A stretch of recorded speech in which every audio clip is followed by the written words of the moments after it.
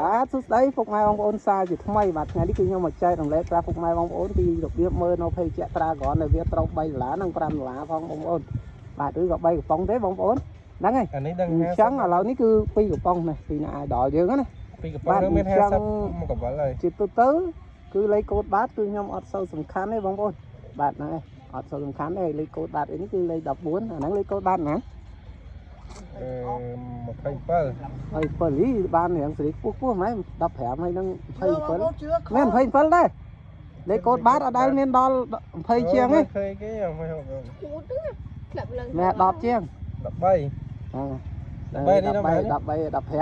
ហ្នឹងហើយអញ្ចឹងជាទូទៅគ្រប់ភេទជាក់ដែលមានរង្វាន់និងស្រាបៀរមានរង្វាន់ខ្ញុំតែងតែធ្វើវីដេអូចែករំលែកចែកជូនពុកម៉ែបងប្អូនទស្សនានៅក្នុងបណ្ដាញសង្គម YouTube Facebook Page TikTok ផងដែរអញ្ចឹងមកពុកម៉ែបងប្អូនពេញចិត្តកុំភ្លេចជួយចុច Subscribe និងដាក់រូបដងមួយផងបាទអរគុណច្រើនជួបគ្នាបាទច្រឡំចង់បាត់បងប្អូននេះអញ្ចឹងស្រីស្អាតទិញឲ្យណានេះទិញឲ្យពោកម្លាំងថ្ងៃត្រង់ហ្នឹងឥឡូវមើលជាមួយខ្ញុំអស់គ្នាបាទការកោះតើវាត្រូវឲ្យខុសបាទខ្ញុំនិយាយតែ80% 90%ខ្ញុំអត់នៅក្នុងហ្នឹងទេបងប្អូនថោប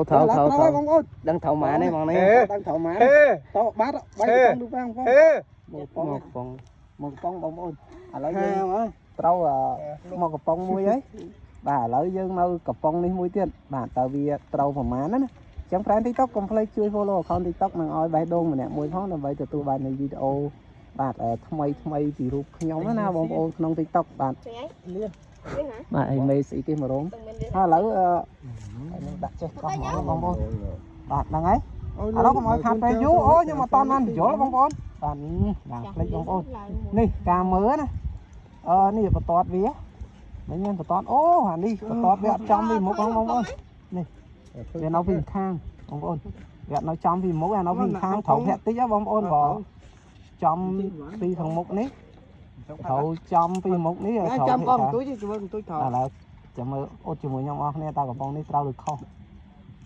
ដូរទិញមួយយើងអត់តិចបងប្អូនអាហ្នឹងយើងតែមាននេះយើងតែមានកងមិនត្រូវអូត្រូវទៀតហើយបងប្អូនត្រូវទៀតហើយប្រហែល